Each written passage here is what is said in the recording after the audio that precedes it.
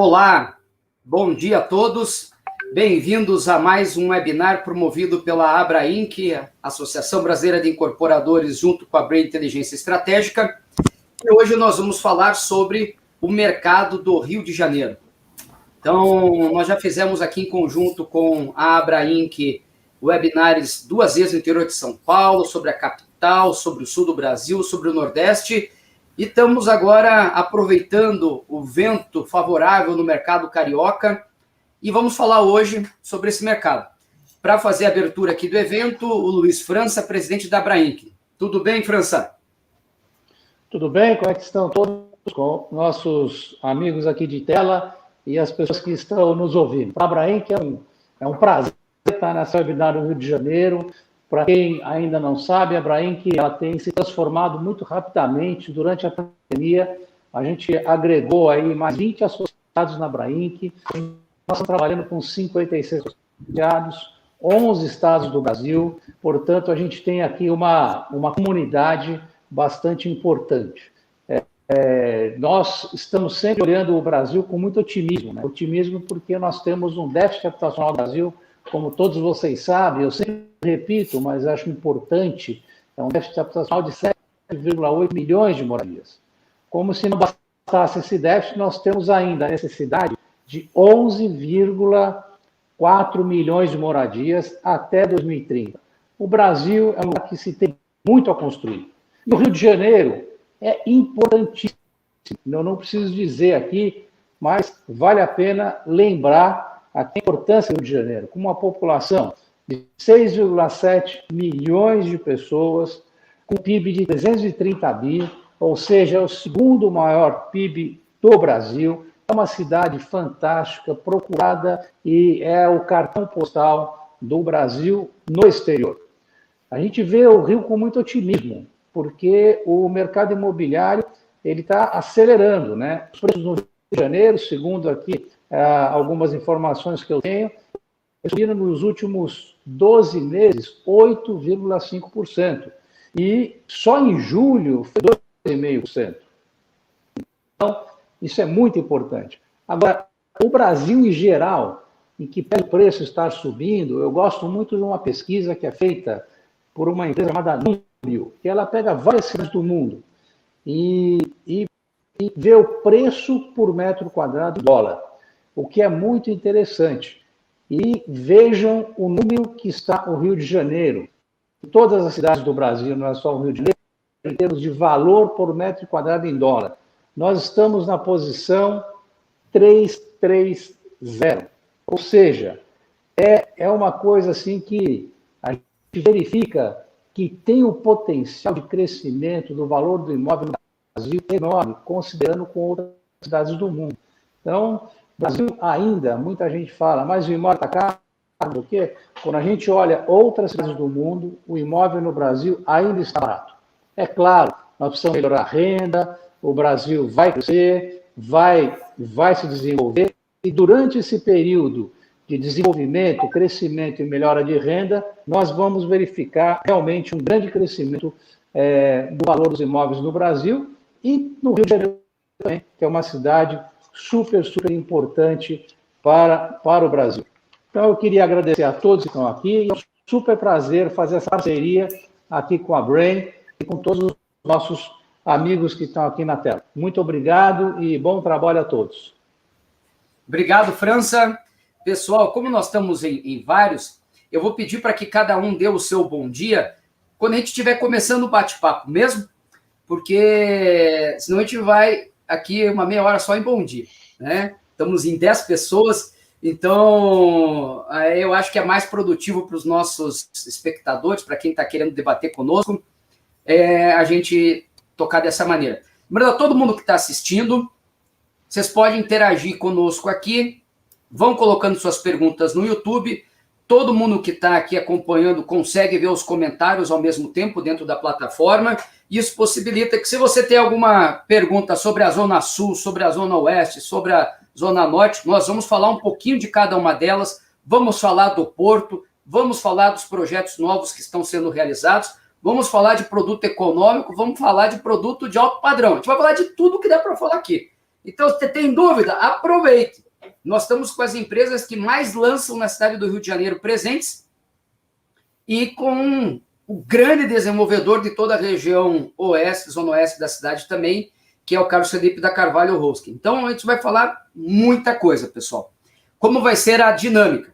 Eu vou começar com uma apresentação falando alguns dados gerais do mercado nesse primeiro semestre e vou trazer a primeira rodada de perguntas, uma expectativa, né? Como é que cada um está avaliando a cidade nesse período e as expectativas para o segundo semestre, antes de entrarmos em alguns temas daí mais específicos, tá bom?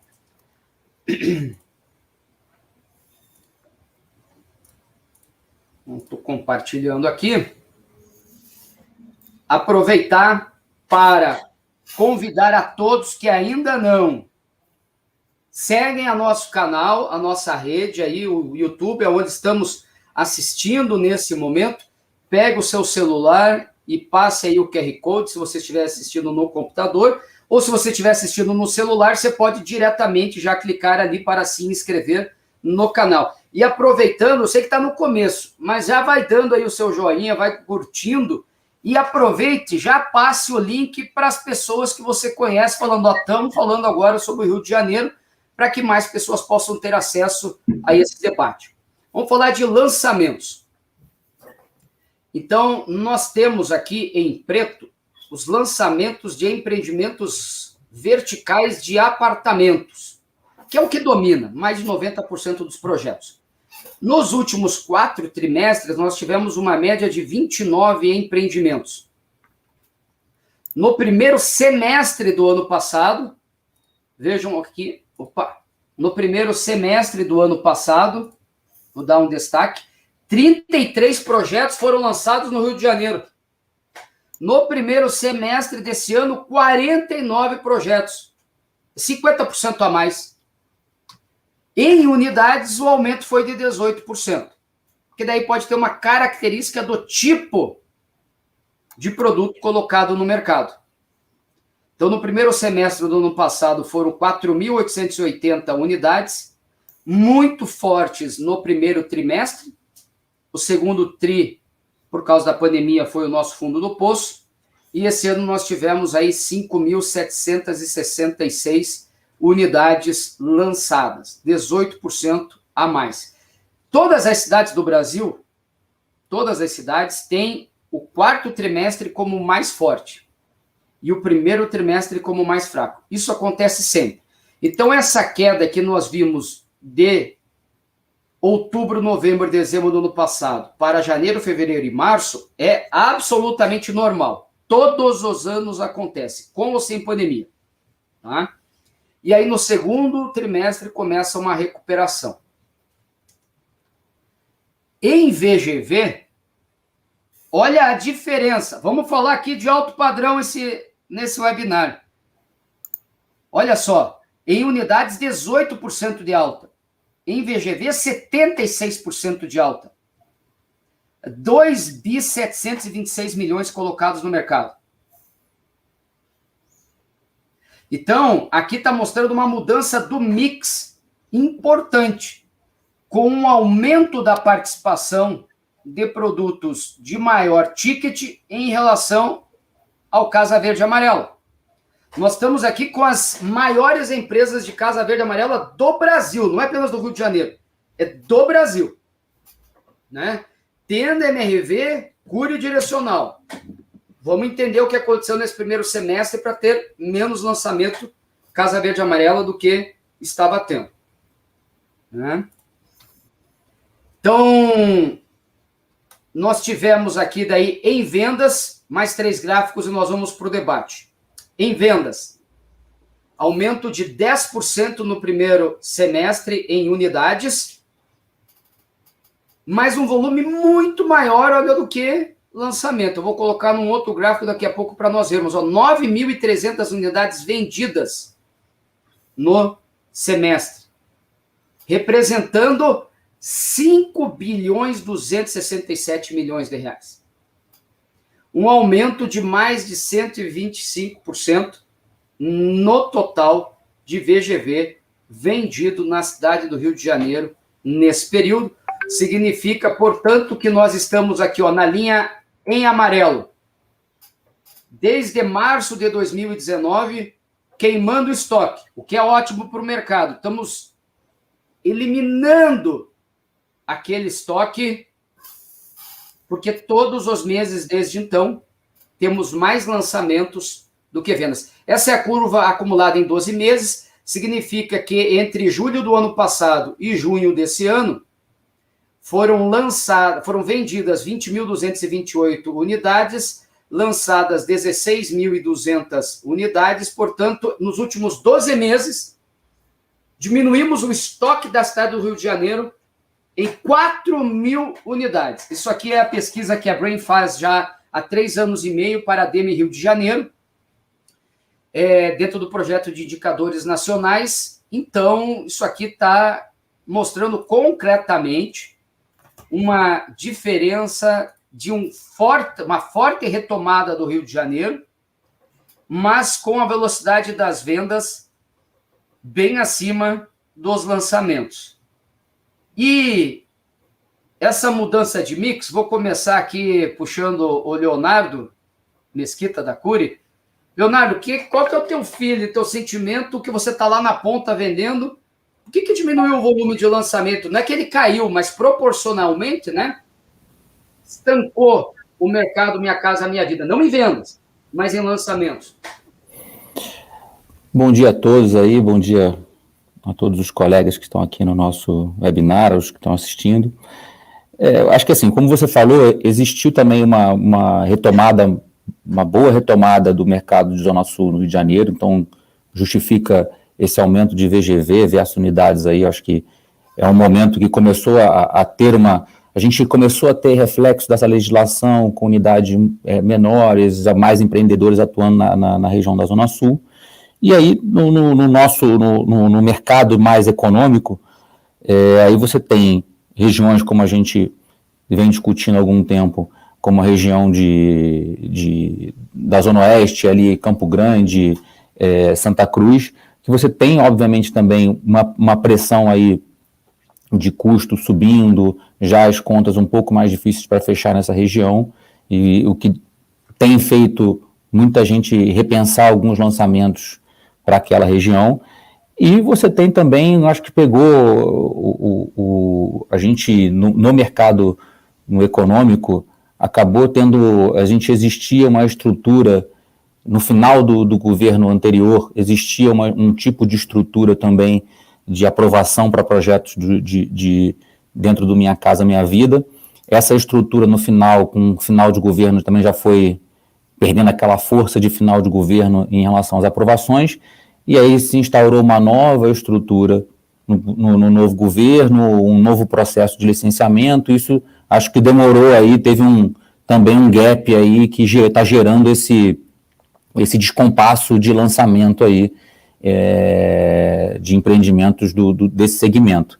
Acho que, assim, a gente, aí falando pela Cury, a gente acabou até, está sendo um ano um grande volume de lançamentos no Rio, porque também a gente apostou em regiões um pouco diferentes, como a gente vem falando há algum tempo aqui. A gente lançou empreendimentos na Zona Norte, a gente lançou empreendimentos no Porto, a gente lançou empreendimento também assim, quando a gente fala Rio, também falou em 6 milhões de habitantes, mas a gente fala aqui também do Grande Rio, quando a gente está falando aí já são 12 milhões de habitantes, a gente lançou no centro de Niterói. Então, assim, acho que não está tão fácil assim a vida do empreendedor do Minha Casa Minha Vida no Rio de Janeiro, e a gente está tendo que buscar novos caminhos e novos lugares para tentar se desenvolver. E também a gente está passando por um processo no Rio de definição, isso junto com a nova prefeitura, novas definições de áreas que devem ser colocadas para empreendimentos de Minha Casa Minha Vida. A gente tem questões de legislação em discussão. Então tem uma série de fatores que vão além simplesmente só do mercado ali, o porquê de não estar se produzindo o que se deveria no Rio de Janeiro. Não acho que não é simplesmente a falta de ímpeto do empreendedor de estar hoje, com certeza, acho que somente com os que estão aqui, existiriam mais unidades ofertadas hoje no Rio de Janeiro se a gente não tivesse tido esses contratempos aí que estão acontecendo nesse início de ano aí. Então, uma das várias, concordo com você, né, Leonardo, né? As coisas raramente acontecem por um motivo só, tem várias razões, e talvez tenha uma razão.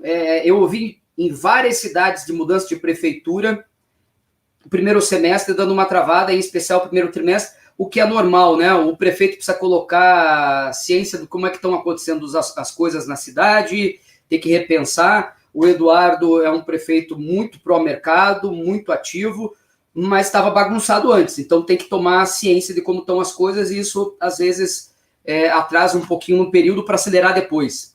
Mas você talvez não tenha falado um assunto, eu vou puxar aqui primeiro o Ramon para ouvir a opinião dele sobre um outro motivo que, eventualmente, pode também ter acontecido no Rio de Janeiro. Nós ouvimos isso em outras cidades, Ramon, que é o seguinte: no aumento de custos. Muitos projetos Casa Verde e Amarela tiveram que ser repensados. E estava para lançar em março, abril, maio, e de repente, volta para a prancheta. Será que vai dar viabilidade? Muda alguma coisa? Postergo? Mudo de segmento? Vocês fizeram isso também? E aí, Ivan e Alexandre complementam logo na sequência do que o Ramon falar. Já podem dar a opinião de vocês sobre esse mesmo assunto, se vocês também tiveram que repensar algum tipo de projeto. Vamos lá, Ramon.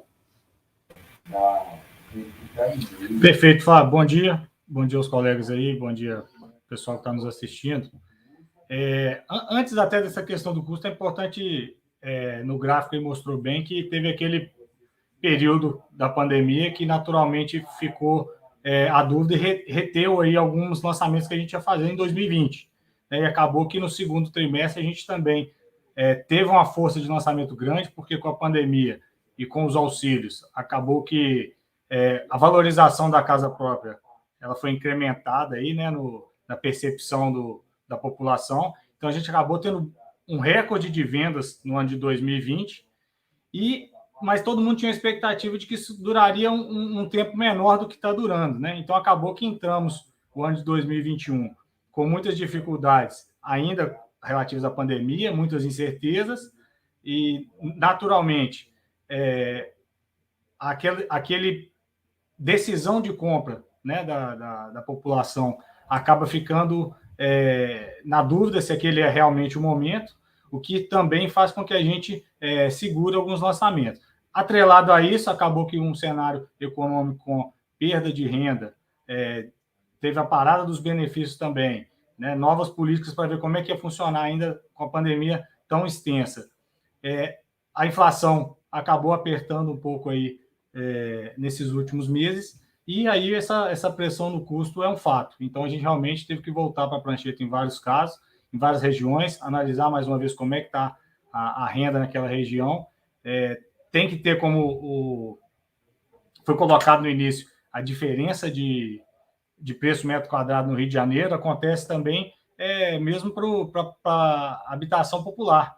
Então, acaba que a pressão de preço também faz com que a queda das vendas nesse primeiro semestre segure um pouco a questão dos lançamentos. Mas a expectativa, Fábio, como você colocou bem, é que isso realmente mude e volte nesse segundo semestre aí com uma força maior, mais estruturada pela prefeitura, como o Léo colocou bem, porque teve a mudança de governo e essa estrutura muda, não tem jeito, e a gente está sentindo que muda para melhor a estruturação, a agilidade, a parte de processos. Então, nossa expectativa é de voltar a ter um semestre aí forte, como a gente fez no ano passado. Muito bom.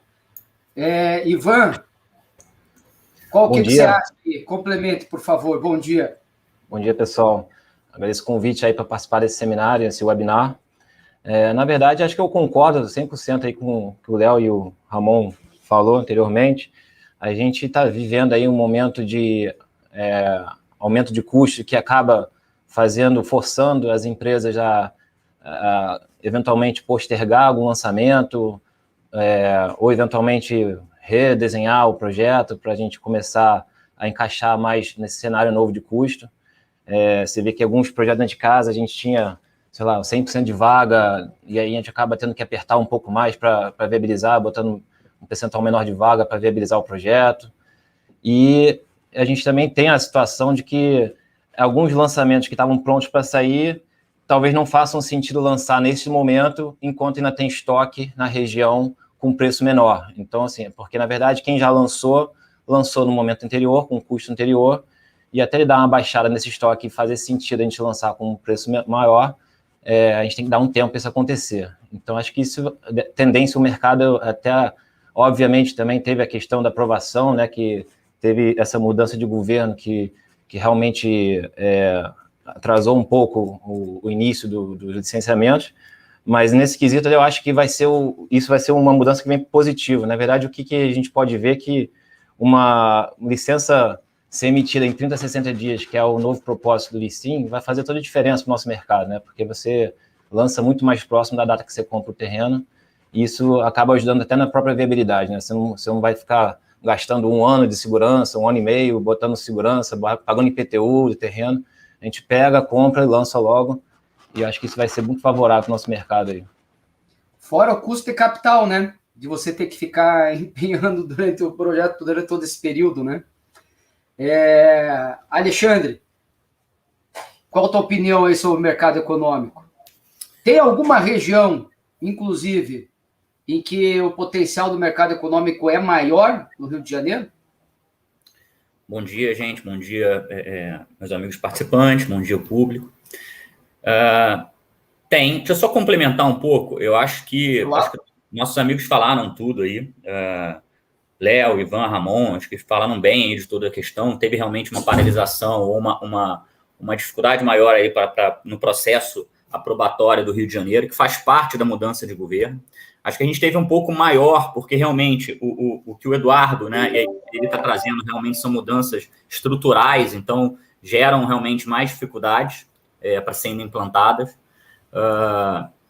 Mas tem uma questão que é o seguinte: esses aumentos de custo do que a gente estava falando é mais do que repensar o projeto, né? E aí vem muito, vou até emendar junto com a sua pergunta. A gente está começando a repensar as regiões. Acho que o Ivan chegou a comentar. Existem regiões no Rio de Janeiro que talvez a gente vai repensar se faz sentido atuar. Isso é um ponto que a gente tem que se preocupar, e aí como um todo, eu não estou falando só nós no mercado, mas assim, prefeitura e todos os órgãos, porque são regiões que têm uma demanda muito grande, né, uma necessidade muito grande. E se a gente pensar que a habitação social, né, que nós, incorporadores, além de levarmos realmente os empreendimentos imobiliários, a gente leva a infraestrutura para essas regiões, tem o interesse da gente manter essa atuação nessas regiões. Então, por exemplo, quais são as regiões? E tem uma coisa que é importante a gente entender: o mercado, ele se nicha, né, por si só, né? As regiões, elas têm um ticket médio de cada região. Não adianta a gente complicar e achar que conseguiremos colocar todo tipo de habitação em todas as regiões do Rio de Janeiro.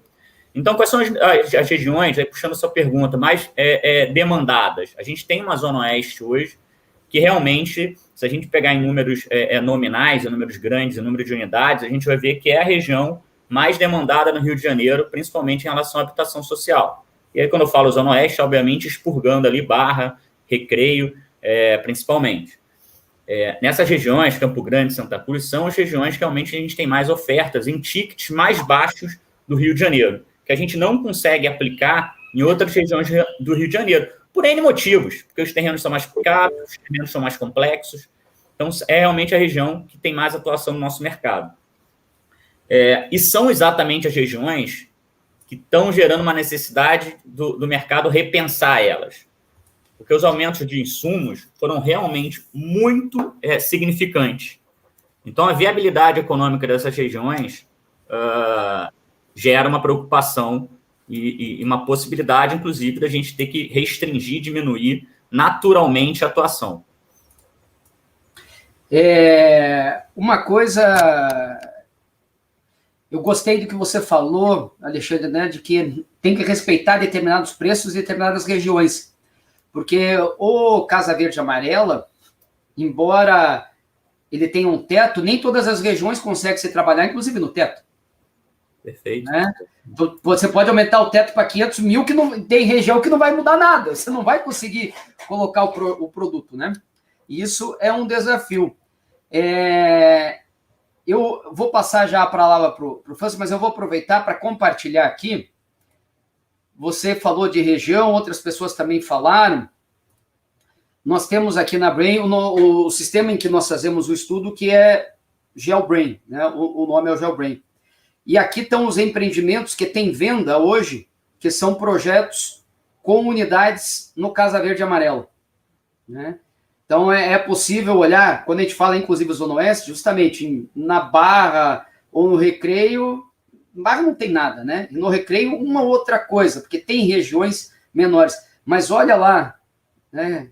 Aqui é quantidade enorme de projetos econômicos. Vai lá para a Zona Norte, uma quantidade enorme de projetos econômicos, né? E esse meião aqui também, uma quantidade bem importante de projetos. Mas aqui na Zona Norte, de verdade mesmo, onde tem uma quantidade, uma densidade gigantesca de pessoas, claramente o volume de projetos colocados no mercado é menor do que o tamanho da população que tem naquela região, né? Então, seria importante, inclusive, que na discussão de plano diretor fosse mostrado que várias das regiões a demanda é muito maior do que tem sido a oferta. E tem que se questionar o porquê que isso acontece, né?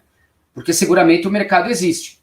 França, uma das coisas, né, que a Abrainc faz é a gestão junto ao governo e ao Congresso do Casa Verde e Amarela, né? Limites, financiamento, fonte de recurso adicional.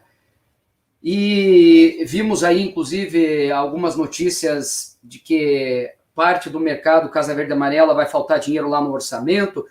Como é que está o Casa Verde e Amarelo? O que a gente pode esperar dele para os próximos meses? Quem lança projeto econômico no Rio de Janeiro tem motivo para estar feliz? Vai mudar teto? O que você pode falar aqui para nós? Está no mudo, França.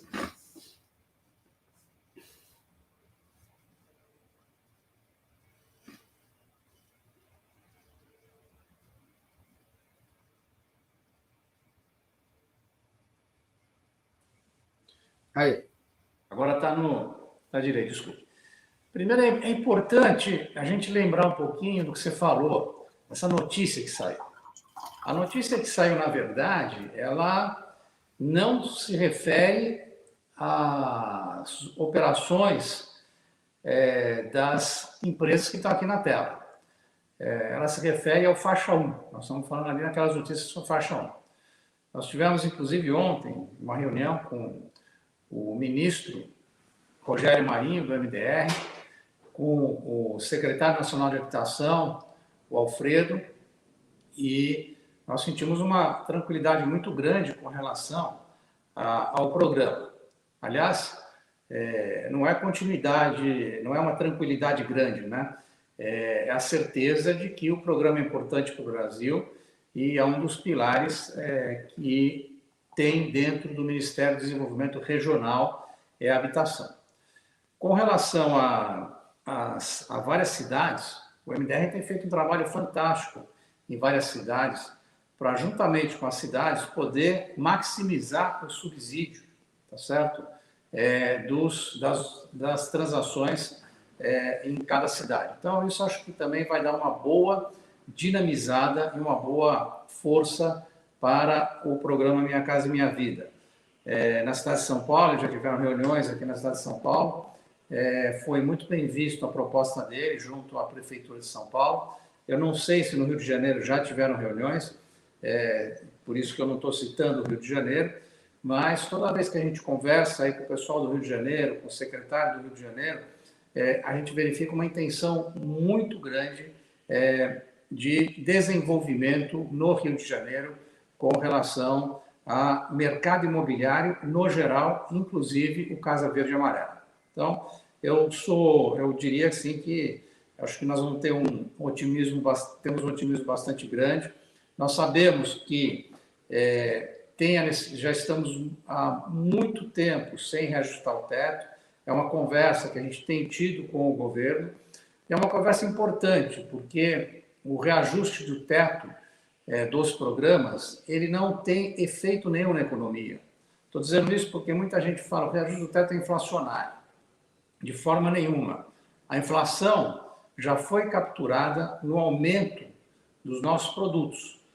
Então, o teto, o preço do imóvel não tem impacto na inflação. Tem mais impacto na inflação a variação do preço do aluguel do que o preço do imóvel. Portanto, é uma coisa importante não só para nós, mas importante para a continuidade do programa. Se você passa a não ter ajustes no programa, você passa a trabalhar com faixas e pessoas diferentes dentro do programa, não atendendo principalmente o que o governo quer. Então, eu vejo com otimismo, acho que o governo está trabalhando bastante. Essa reunião de ontem foi muito boa, que nós tivemos em conjunto. Foi uma reunião que nós tivemos todos nós associados, não foi uma reunião de poucos associados, foi uma reunião que 28 pessoas participaram presencialmente, tivemos mais 35 pessoas participando virtualmente, e todos saíram com bastante tranquilidade do trabalho que está sendo feito pelo MDF. Então, pessoal, olha aí, vocês que estão no mercado, né? Eu fiz questão de colocar essa pergunta para o França, que é uma das pessoas que mais conhece do que está acontecendo com Casa Verde e Amarela no Brasil. E, às vezes, sai alguma questão na imprensa que dá uma impressão errada, né? Então, dava a impressão de que o Casa Verde e Amarela ia parar esse ano, porque não tinha, etc., né? É uma questão importante, porque afeta obras que estão em andamento, mas diz respeito ao segmento do faixa 1, que são obras não comercializáveis, né? Carlos Felipe, você que circula, estava brincando antes, aqui no começo, que circula na Barra, antes de existir quase Barra, né? Você olhava para um lado, lá de criança, era areia e árvore, olhava para o outro lado, era lagoa e jangadas e tal. Vamos começar a mudar um pouquinho aqui o foco da discussão e começar a colocar o que é a Barra, o que é a Zona Oeste. Existe uma Zona Oeste apenas? Existe, inclusive, uma única Barra? Então, Fábio, obrigado aí pelo convite. Bom dia aí para você, um bom dia para todos os colegas aí, para quem está também nos acompanhando. Então, o que a gente viveu aqui nesses últimos anos de Barra, né, foram momentos assim muito intensos, né, porque quando o Rio veio e recebeu as Olimpíadas, né, toda essa região aqui realmente ganhou um investimento em infraestrutura muito pesado, né? Isso tudo, todas essas promessas do que ia acontecer, e muita coisa realmente de fato aconteceu, a maioria delas, criou um frenesi muito grande no mercado, né? Então, todo mundo correu realmente para a Barra e para o Recreio, todos os players do mercado aproveitaram esse momento, né?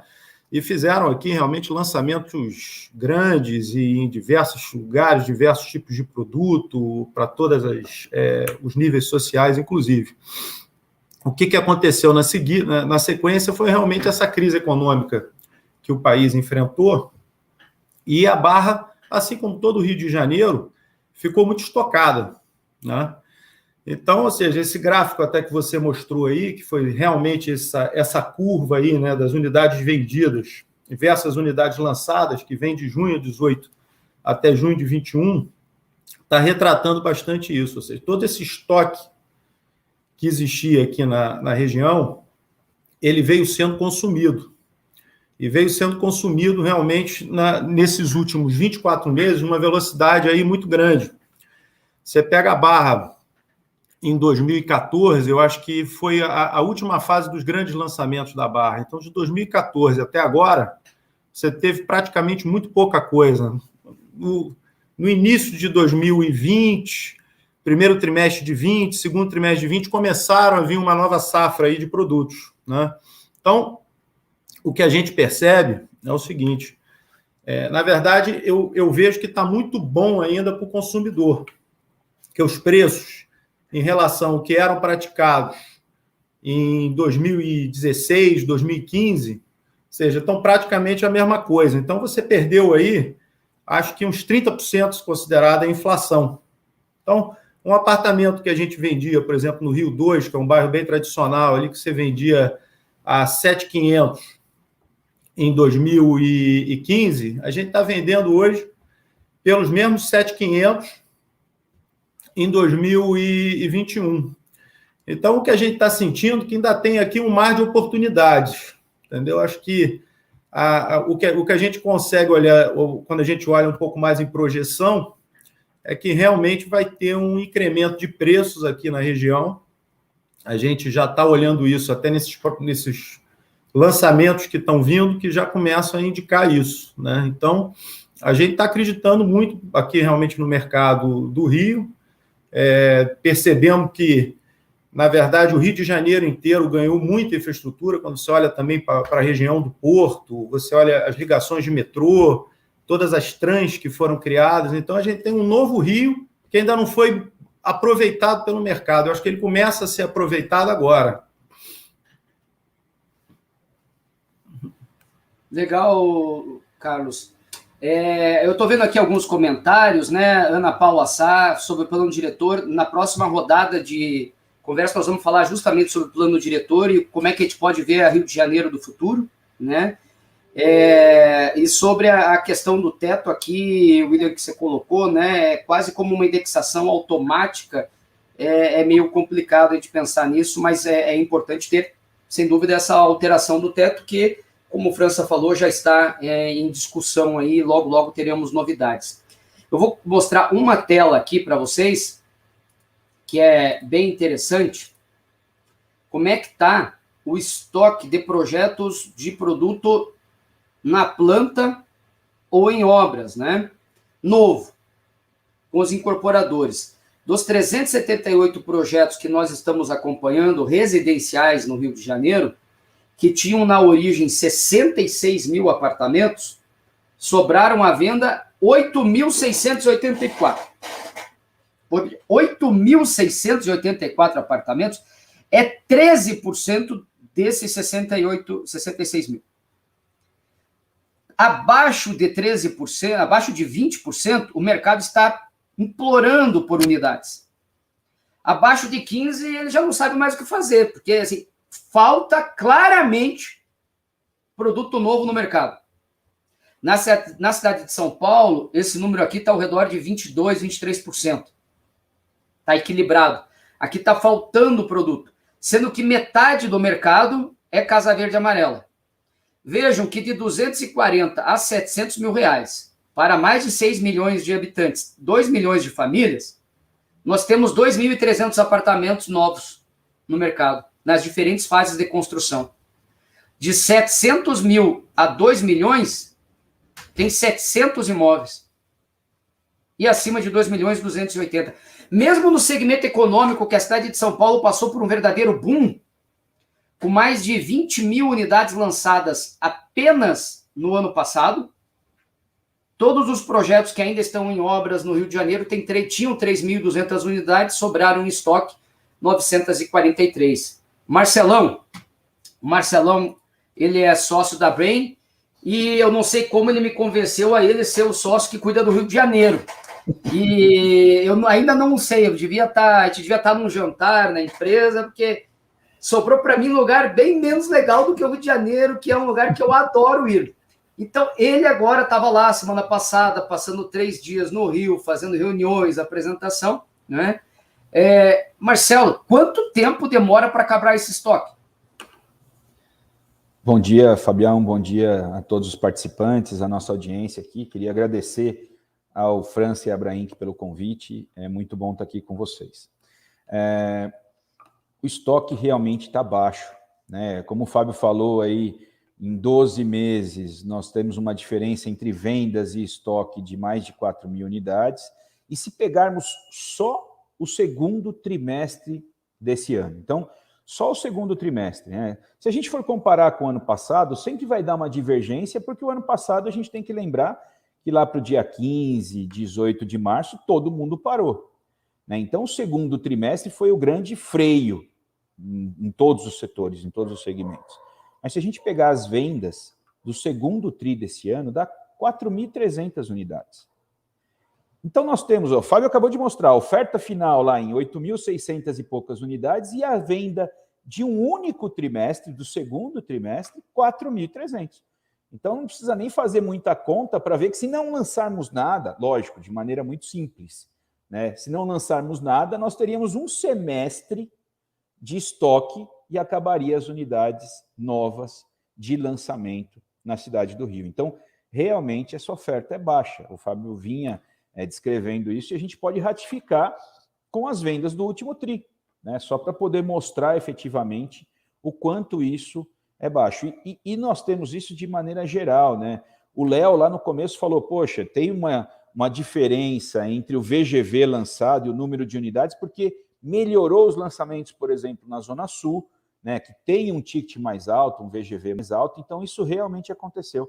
Mas todos os segmentos, mesmo do econômico, que hoje ainda no segundo trimestre, por exemplo, foi 62% das vendas, né, da cidade. Então, ainda é o mercado mais importante, mas houve uma aceleração dos segmentos de maneira geral. E a oferta está realmente baixa e distante do que a gente vem consumindo de produto na cidade. Ou seja, pessoal, vamos lançar aí. Todo mundo que está assistindo também, vamos lançar, hein? O mercado está precisando de unidade no Rio de Janeiro. Tem que mostrar esses dados para o prefeito, né? Vamos fazer uma reunião aí. França, chama o prefeito, vamos fazer uma reunião exclusiva para ele, com os principais associados da Abraim, para mostrar, olha, o mercado precisa lançar, vamos lançar, né?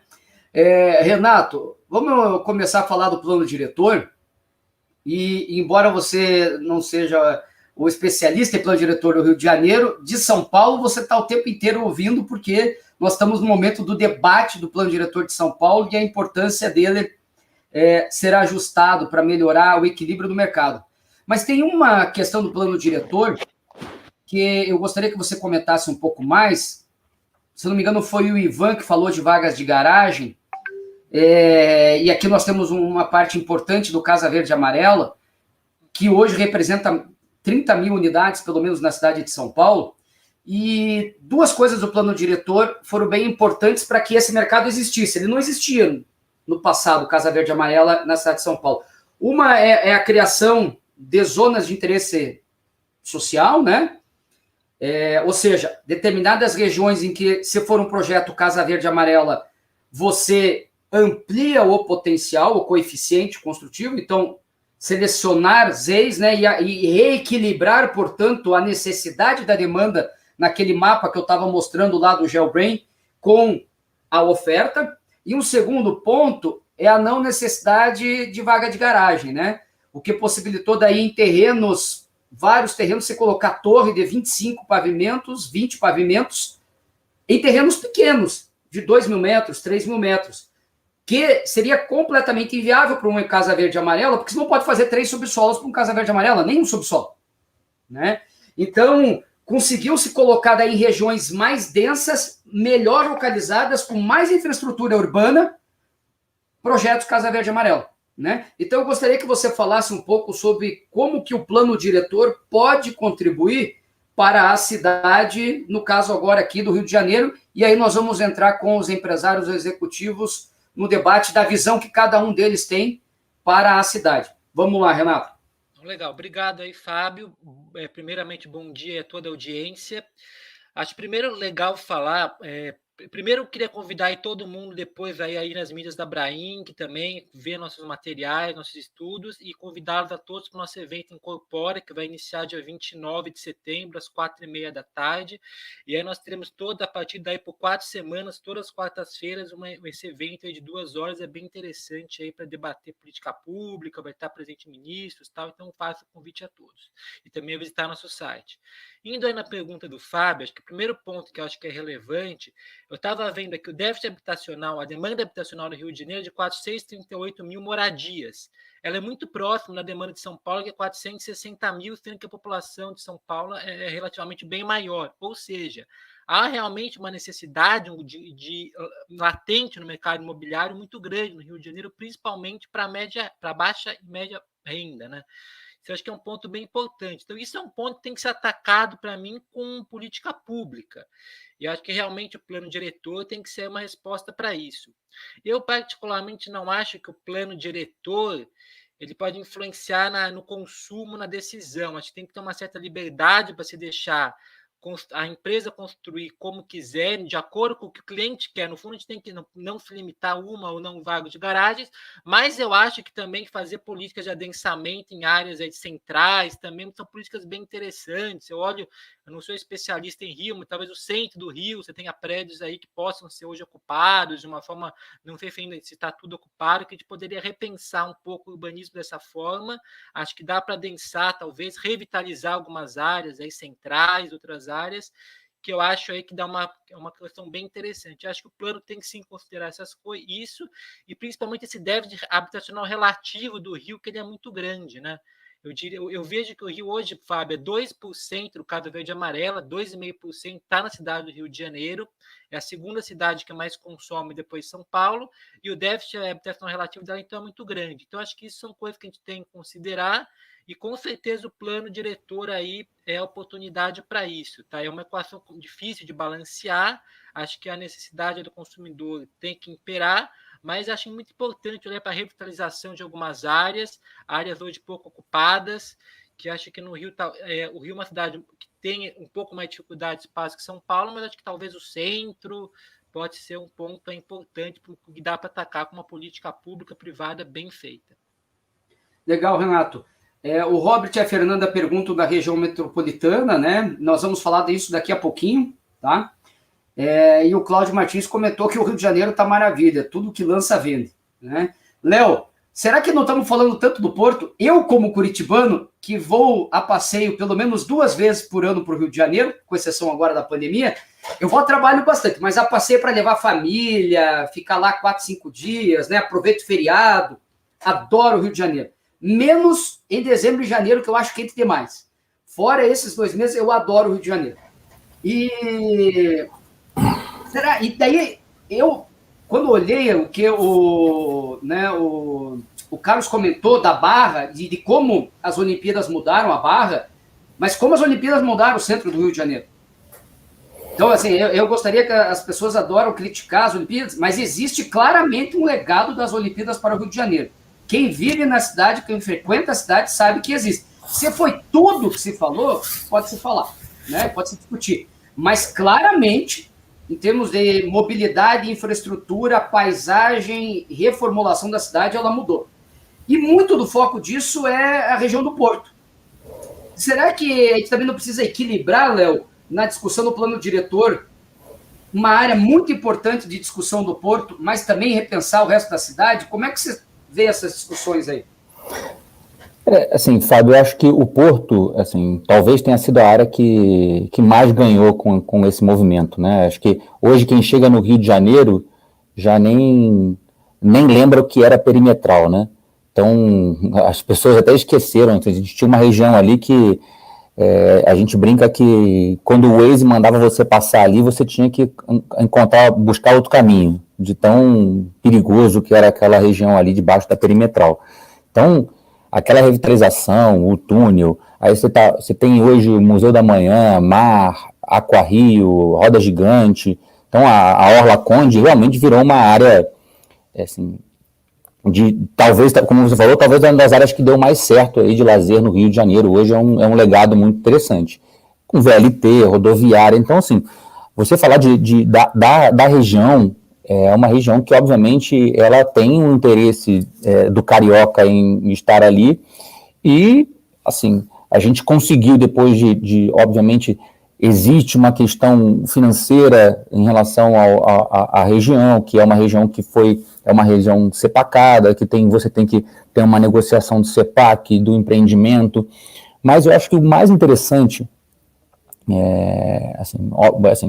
que deu para notar, a gente acabou de fazer o segundo lançamento, a gente fez um primeiro lançamento em junho, o segundo lançamento agora em agosto, os 2 venderam tudo, a terceira fase agora vai vir em outubro, e a gente deu para ver que, assim, teve gente de várias regiões do Rio que compraram no empreendimento, Niterói, São Gonçalo, mas eu acho que o mais interessante para essa discussão também do Porto, assim, que é uma região de desejo, ela mostra também o potencial que tem essa Zona Norte, que está meio parada aí, e aí entra num pouco que vocês estavam falando agora com essa transformação que aconteceu em São Paulo, você vê, vou te dar um exemplo que, assim, que deixa bem claro o que é, qual é o problema hoje da Zona Norte do Rio de Janeiro.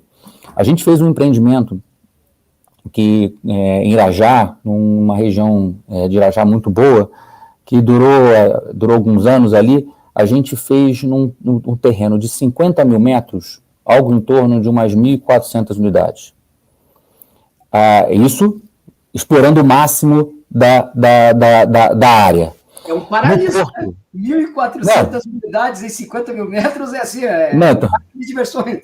Então, e aí, no Porto, esse empreendimento que a gente fez, na verdade são 3 empreendimentos, a gente colocou 1.250 unidades numa área de 15 mil metros.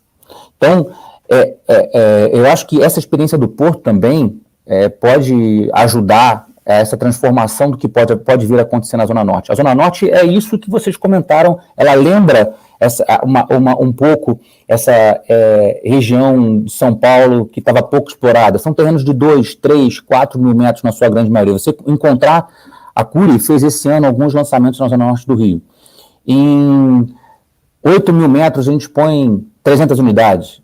Então, assim, é uma ineficiência também da legislação que hoje, por incrível que pareça, você vai discutir com alguns proprietários de terreno em regiões da Zona Norte, o cara prefere ter um terreno lá parado, que, sei lá, serve ou para estoque, numa região que ele, assim, é absurdo a utilização, e a gente nem assim consegue ser competitivo para comprar esses terrenos, porque a legislação é muito restritiva. E acho que essa tem que ser a mudança, e essa é a discussão que a gente vem fazendo aqui no Rio.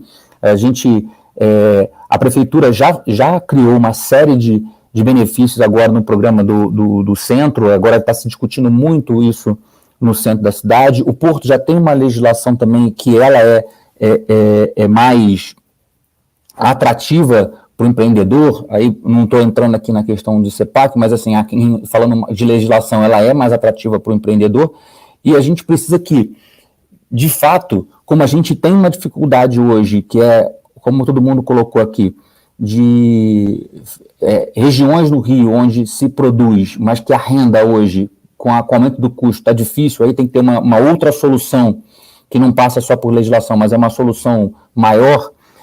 A gente tem regiões hoje que a gente não consegue explorar porque a gente tem restrições.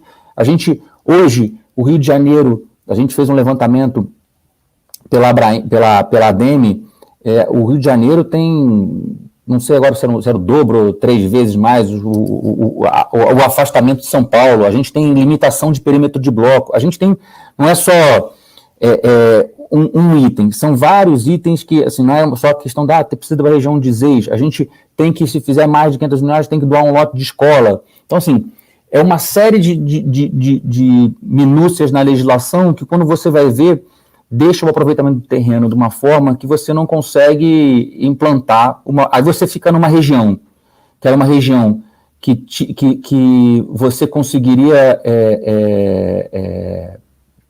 ter um aproveitamento com a renda que se precisa, que tem o comprador para determinadas unidades que a gente está produzindo, mas você não consegue encaixar esse produto porque você, às vezes, não consegue ter um aproveitamento, não, às vezes não, na maioria das vezes não tem um aproveitamento interessante dos terrenos. Então, esse para mim, talvez o maior tema a ser discutido no momento junto à prefeitura. A prefeitura sabe disso, a gente já colocou para eles, assim, essas pesquisas, esses números são importantíssimos para a gente poder validar essa tese nossa, de mostrar que, olha, o quanto, vocês sabem aqui, o quanto o plano diretor foi decisivo para a mudança do volume de lançamentos de São Paulo.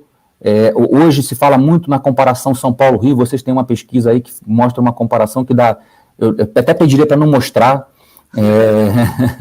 uma comparação de lançamento São Paulo-Rio, mas essa comparação a gente fica sempre atrelando o Rio, e aí o pessoal assim, a gente no Rio acaba sofrendo muito com a questão de sentir, mas o Rio é porque a gente perdeu emprego, perdeu problema, a culpa é que o governo do estado tiveram governadores que não sei o quê, então a gente cai em discussões, mas não, no fundo, não é só isso. A gente também tem uma legislação dos anos 70 que não condiz com o que é feito hoje nas grandes capitais.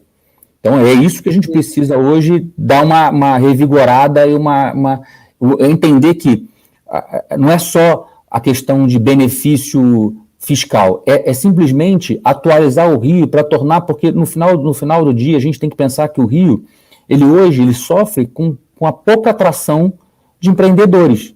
Porque os empreendedores hoje, na sua grande maioria, quantos empreendedores saíram, eram de São Paulo, foram para o Rio e voltaram para São Paulo? Muitos.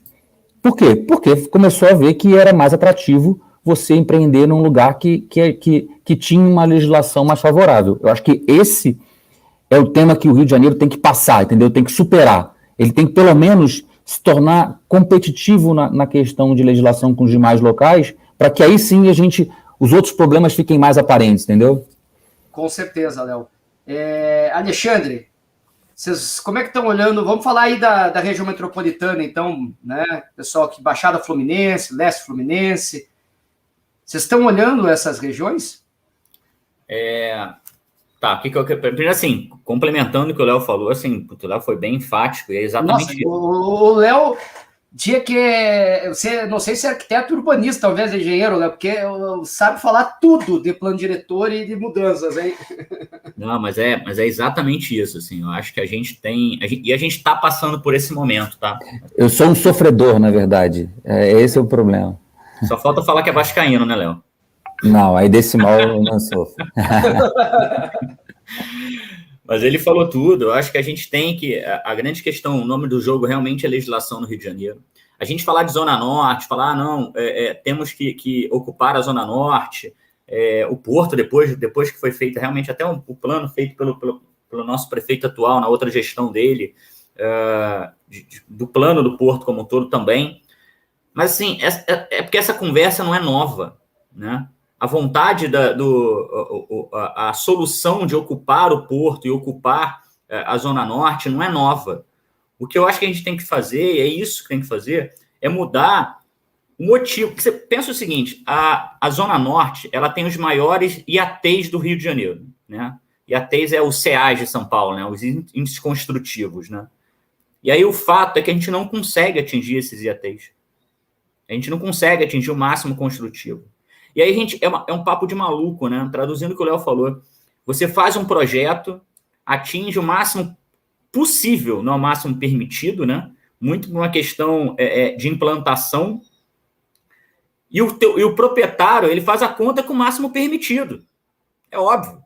Ele faz o potencial máximo no terreno. E aí você começa a ter dificuldade para comprar esse imóvel. E aí você começa a ter que aumentar o ticket desse imóvel para conseguir se viabilizar. E aí é o que a gente estava falando aqui. As regiões têm seus limites, né? E começa a fugir de uma viabilidade.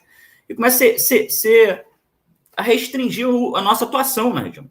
Então, assim, todos aqui, eu te garanto, todos, independente de tipo de mercado que a gente atua, nicho de mercado, nosso maior interesse é atuar na Zona Norte.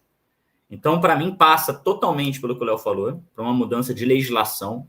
Acho que o que está sendo tratado hoje na prefeitura é isso, esse plano diretor que está sendo montado, a unificação de todas as legislações, acabar com essa colcha de retalho que o Rio de Janeiro tem também, a quantidade de decretos e de PEUs que deixam muito complexa qualquer análise dentro de um projeto no Rio, tem que diminuir. A gente tem que tomar cuidado, e acho que a legislação, o plano diretor de São Paulo, é uma ótima inspiração realmente, de todos os fatores. Um ponto importante também é que é ótimo ocupar a Zona Norte, acho que é importantíssimo, Porto também, mas é o que a gente estava falando. O mercado é complementar, né? Restringir uma região achando que você vai conseguir incentivar a outra não funciona muito bem. O mercado é totalmente complementar.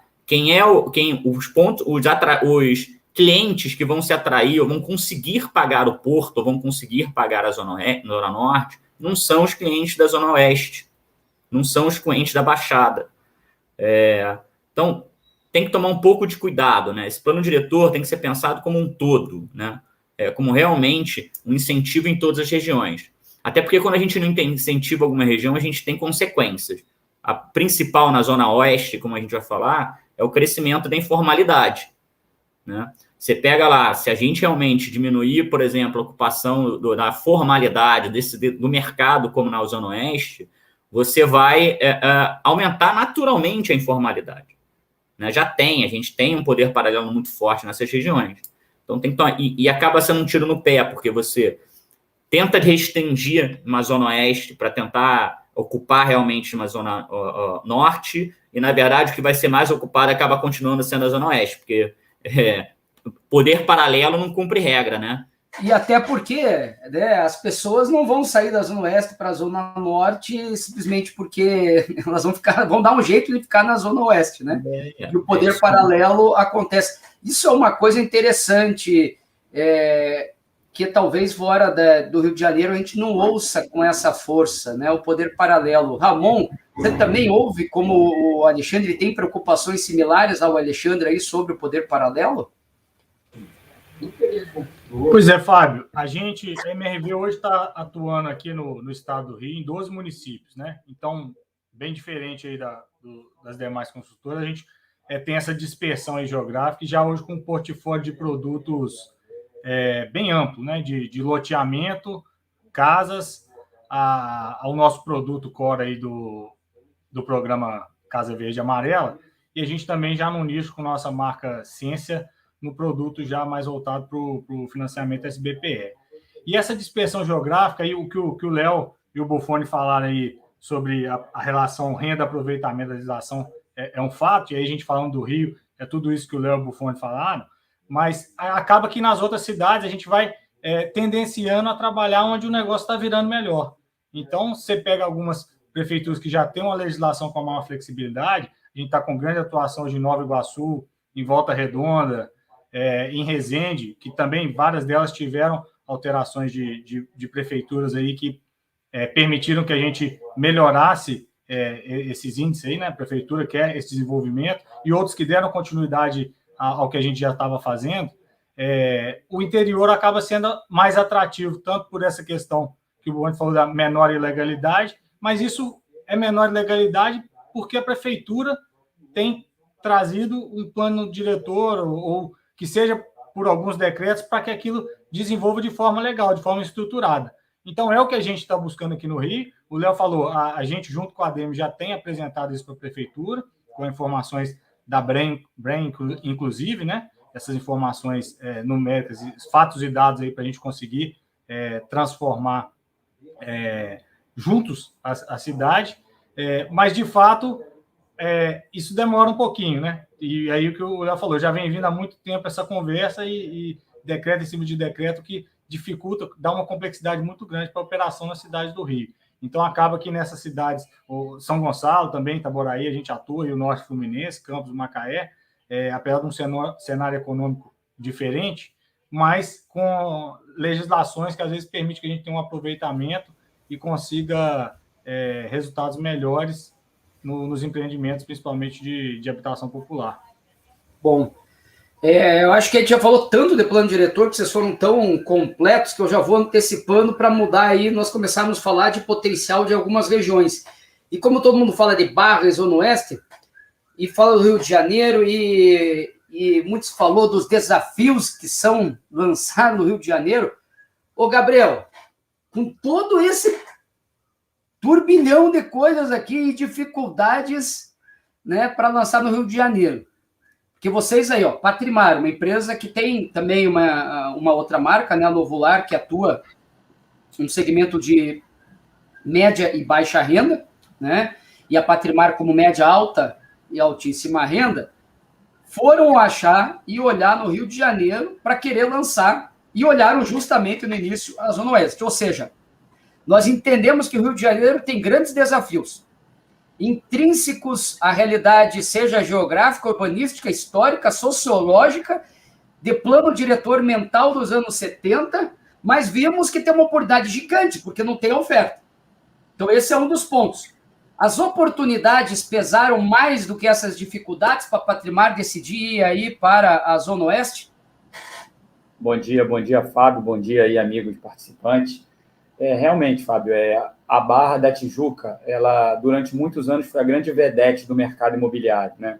como o Carlos Felipe falou, Carlos Felipe como um dos grandes desenvolvedores do bairro, a Barra antigamente era um bairro de expansão, né? A Barra era um bairro onde era a expansão natural da cidade do Rio de Janeiro por diversos aspectos, sejam eles geográficos, enfim, socioeconômicos, e principalmente com as Olimpíadas, toda a questão de infraestrutura chegou à Barra, era uma coisa que os incorporadores, todos os moradores cobravam muito, que a Barra da Tijuca ainda era muito carente de muitos serviços. Então, o metrô, por exemplo, chegou à Barra com as Olimpíadas, as vias expressas, Transolímpica, Transoeste, que facilitaram o acesso à Barra da Tijuca. Então, a Barra da Tijuca se tornou um grande polo, e não um polo apenas residencial, mas também um grande polo comercial. Então, hoje, a Barra da Tijuca ela se tornou um bairro praticamente... a pessoa pode viver dentro da Barra da Tijuca. Ela vive, ela trabalha, ela tem lazer, ela tem transporte. Então, tudo que a pessoa precisa hoje, ela tem na Barra da Tijuca. Então, quando a gente olha a pesquisa, né, e a gente olha a Zona Oeste como um todo, o recorte Barra da Tijuca é como se fosse um recorte à parte, né? Porque a Barra da Tijuca hoje é um bairro onde tem pouquíssima oferta, né? Os últimos anos foram realizados poucos lançamentos imobiliários, a gente não observou lançamentos aí dos últimos, talvez, 4, 5 anos, e o estoque veio sendo consumido, né? Desde 2018, a gente começou a ver o preço do metro quadrado ganhando força novamente na Barra da Tijuca. Então, a gente conseguiu ganhar preço aí nos últimos 3 anos e com o estoque diminuindo. E hoje o que acontece é que realmente existe uma demanda grande, principalmente no setor de luxo, né, como mostra a pesquisa, aí no apartamentos aí acima de 2 milhões. Quando a gente coloca em questões de metragem, a gente fala aí apartamentos acima de 150, 250 metros quadrados, mais ou menos. A gente não tem esse estoque na Barra hoje. Então, realmente, a Patrimar, quando veio para o Rio de Janeiro, a Patrimar já estava no Rio de Janeiro com a marca Novolar desde 2002, né, atuando aí no Minha Casa Minha Vida, agora no Casa Verde e Amarela.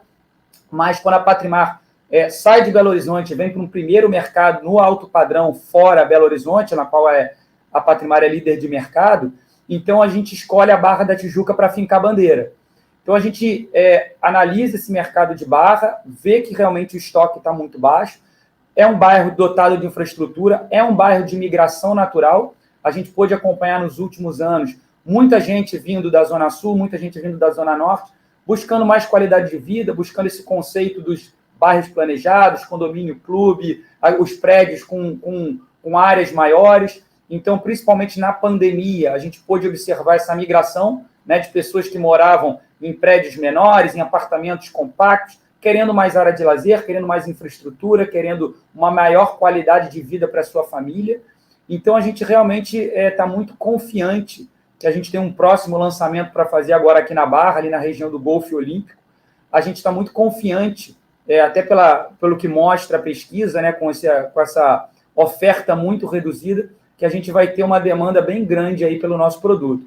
Então, a Patrimar, ela acredita bastante. Eu acho que nesse mercado de alto padrão, o Rio de Janeiro ficou muito machucado, né? Grandes players que atuavam aqui no mercado do Rio, como foi dito anteriormente, muitas empresas de São Paulo, empresas que vieram para o Rio de Janeiro nos últimos anos, acabaram que saíram do mercado, e a Patrimar está fazendo o caminho inverso. A Patrimar está entrando no mercado do Rio de Janeiro e entrando com muita força para explorar aí o alto padrão. Sem dúvida, Gabriel, eu acho que a Patrimar soube fazer uma avaliação muito inteligente do espaço que foi aberto com a saída das empresas de capital aberto que não atuam no segmento econômico, né? Porque as empresas eminentemente locais ficaram muito fragilizadas, as que atuam no segmento de alto padrão, e empresas de capital aberto, como foi Ross, PDG, etc., que tinham empreendimentos também nesse mercado, ou mesmo Cirela, Integra, que continua existindo, mas num patamar muito menor de lançamentos. Acabou abrindo espaço, e eu acho que a Patrimar foi certeira em encontrar isso aí. Quando que é o primeiro lançamento da Patrimar, agora, como marca Patrimar mesmo? A gente vai fazer o primeiro lançamento agora em setembro. Estamos para fazer a convenção na próxima semana. Abrimos o stand de vendas, que é um stand de vendas belíssimo, então estão todos convidados, temos 2 decorados no local. É um produto realmente muito diferenciado, os amigos vão poder acompanhar, o mercado inteiro vai atestar que realmente a Patrimar ela vem trazendo um conceito de qualidade com design. A gente aqui carioca sempre teve aquela máxima, né, que as construtoras mineiras têm um padrão de acabamento muito bom, né? A gente sempre ouviu isso aqui no mercado. E a Patrimar vem trazer esse padrão de acabamento realmente diferenciado, mas alinhado com design. Então, eu acho que é um grande diferencial aí para o que a gente vem vendo no mercado, com projetos inovadores, com projetos diferenciados. E o nosso primeiro lançamento, que é o Oceana Golf, que acontece agora em setembro, tem tudo aí, a gente tem uma grande expectativa para ter um grande sucesso. Legal. Carlos, já que estamos falando de Barra, já que estamos falando de Zona Oeste e de alto padrão, vocês têm atualmente o maior ativo em vendas da cidade do Rio de Janeiro, não é isso? Sim, conta um pouquinho para nós como é que está esse projeto, depois de finalmente tanto embrólio lá, vocês conseguirem, né, colocar esse, que é um produto que não existe no Brasil, nada parecido ao projeto que vocês têm. Conta um pouquinho para nós. Perfeito. Então, quando o Rio de Janeiro ganhou as Olimpíadas, né, ele ganhou todo pautado em cima de um projeto dos arquitetos que fizeram Sydney, as Olimpíadas de Sydney. Então, eles vieram para cá, desenharam em qual área da cidade que poderia ter um impacto de legado viário importante, que ia fazer com que a cidade começasse a rodar. Então, escolheram os terrenos, assim como foi no Pan-Americano, também na Barra da Tijuca. E um desses terrenos era o terreno da Carvalho Rocha. Então, a gente assumiu o desafio ali de fazer uma incorporação. São 31 torres de 18 pavimentos, distribuídas em 7 condomínios, dos quais nós já abrimos 3 condomínios, o que equivale aí mais ou menos a umas 1.200 unidades. É um empreendimento todo realmente vocacionado para o alto padrão. Está numa área que a gente chama de Ilha Pura, e por isso leva o nome do empreendimento, né? É uma área que mais ou menos, essa primeira fase consumiu mais ou menos 1/3 do potencial construtivo da área. Então, a gente tem outros 2/3 para desenvolver ali na região. E a gente fez um grande parque central, 72 mil metros quadrados. Tentamos levar para lá um equipamento, que é um equipamento quase que turístico para a cidade, que é um mini Belágio, com aquela dança das águas, com música, com tudo. Então, pegamos um primeiro momento muito difícil, que foi esse momento pós-Olimpíada, de crise, né? Era um empreendimento que tinha toda uma concepção muito especial, até porque o desafio de incorporação era um desafio muito grande pelo volume de unidades. A gente sabia que ia botar no mercado um volume de unidade maior do que o mercado ia ter capacidade de consumir. Na verdade, não colocar no mercado, mas construir, né? Porque a gente está colocando isso no mercado de forma faseada. E, na verdade, ele está de frente ali, realmente, hoje, para Salvador Allende, que é uma das principais vias estruturantes hoje da cidade, né? Você está, ao mesmo tempo que você está 15 minutos da praia, você está 15 minutos da Brasil. Então, ele está num ponto de convergência em termos de deslocamento para a cidade muito, muito importante, com vista para a lagoa, colado nas montanhas ali do maciço da Pedra Branca. Então, é um empreendimento que a gente acredita aí que nessa nova fase do Rio, a gente está trabalhando ele tanto na parte de venda quanto na parte de locação. A gente está trabalhando nas duas frentes, né? Então, a gente está já com o planejamento de abrir outras fases, porque essa primeira fase já estamos com estoque pequeno, um estoque de 450, 500 unidades para comercializar. Então, essa nova fase tem outros condomínios para abrir, mas tudo realmente produto assim de alto padrão, né? A gente percebe que o que está vindo no mercado, ou seja, vai ter pouca competição direta também com esse produto, porque todo o mercado também se adaptou à própria oferta da Ilha Pura. Então, a gente percebe aí, por exemplo, o empreendimento da Patrimar. Eu tive até a oportunidade de lá conhecer, já conheço bastante terreno, ou seja, é um negócio também assim, seja totalmente fora do padrão a nível de qualidade, a nível de luxo.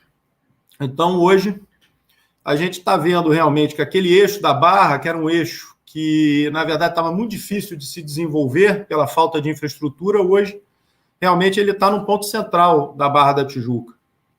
Então, a gente acredita aí, realmente, que olhando para frente, a gente começa a ter um cenário muito melhor do que aquele realmente que a gente veio vivendo nesses últimos anos. E a gente percebe que toda aquela região ali, Abelardo, Salvador, né, Salvador Allende, Abelardo Bueno, aqueles pontos de convergência ali, são pontos que estão despertando muito interesse no mercado, né? Tem essa infraestrutura viária toda pronta, ou seja, com os BRTs passando na porta, ligando ao metrô. A gente sempre se preocupa muito no desenvolvimento dessas áreas em trazer como bairro planejado, né? Porque pela própria dimensão delas, né? Quando você olha, por exemplo, uma península, né? A gente está falando aqui de plano diretor, passamos um pouco por aí, você vê realmente que esse plano urbanístico aqui da Barra da Tijuca, ele é um plano muito nobre, né? Porque a península é do tamanho do Leblon, tem 800 mil metros. Quando você bota toda a área de doação, você doa praticamente 400 mil metros para fazer trilha ecológica, via, parques e tudo mais. Então, toda essa implantação da Barra é assim, fica um território doado para o município muito importante, onde a gente procura criar associação civil para tomar conta desse território, que a gente acredita que é o grande sucesso desses projetos. Então, é a mesma coisa que a gente está fazendo na Ilhapura, que a gente fez na Península, no Rio 2, no Cidade Jardim, que a gente começou a fazer também no Centro Metropolitano, que é criar esse conceito de esse bairro virar quase um condato, né? Ele fica quase autossuficiente. Inclusive, né, a Ione colocando que Ilhapura é o bairro planejado mais lindo e sustentável da Barra, né? E eu assino embaixo também. Opa, Ivan, obrigado. Em São Paulo, é muito importante a ideia de projetos próximos a metrô e estações de BRT, etc., né? Para a direcional, isso faz diferença também na busca de terrenos aí no Rio de Janeiro? O transporte de massa liderado por metrô, mas também por BRT, é importante na escolha e no desenvolvimento de projetos da direcional? Com certeza, Fábio. Na verdade, a gente, por premissa, busca terrenos próximos a grandes hubs de transporte, né? Então, sempre perto de estação de metrô, trem, um BRT, ou uma principal rodovia, tipo a Avenida Brasil, que facilita muito a mobilidade do nosso cliente e gera um valor para ele, né? Porque ele vai ter uma vida muito mais fácil, ele poder chegar, se deslocar para o trabalho e tal. E hoje em dia, com essa nova diretriz, assim, de menos uso de carro, né, ter o Uber, né, a gente acaba tendo a proximidade de um transporte de massa, um fator que conta positivo, ainda que não tenha vaga no empreendimento, entendeu? Então, na verdade, e obviamente, quando você tem essa infraestrutura de transporte, você acaba tendo também comércio em volta, você tem serviço, você tem pontos avançados de prefeitura, tem poupa-tempo, sempre tem umas coisas que ficam sempre locados perto desses grandes hubs. O problema é achar terreno, né? Porque geralmente essas áreas são bem adensadas já, até por conta da facilidade de transporte e locomoção. E aí acaba caindo naquela história que a gente estava falando um pouco antes, sobre a legislação ser um pouco mais permissiva, porque, eventualmente, quando encontrarmos terrenos próximos desses hubs de transporte, obviamente a gente vai precisar explorar o potencial máximo dele, aí a questão do afastamento, a questão do adensamento pesa bastante nessa hora de comprar o terreno. Bom, pessoal, nós estamos aqui perto do fim e eu vou fazer uma última rodada para todo mundo aqui. Mas aí tem, além de uma pergunta específica, eu vou ter uma que eu gostaria que todo mundo falasse. Se vão lançar ainda esse ano e se esse ano vai ser o recorde de vocês aí no mercado imobiliário do Rio de Janeiro. Porque já está muito claro que vai ser o melhor ano da história do mercado imobiliário do Brasil esse ano. Né? Está muito claro isso. Liberações SBPE explodiram, maior crescimento, todos os indicadores estão atestando isso. Então, eu quero saber ainda se vocês vão estar lançando e se vocês acreditam que vai ser o melhor ano aí de cada uma das empresas que vocês comandam na cidade. Isso é o que é igual, mas tem mais algumas temáticas aí que são diferentes, né, para cada um. Então, vamos começar aqui com o Alexandre, da Tenda, né?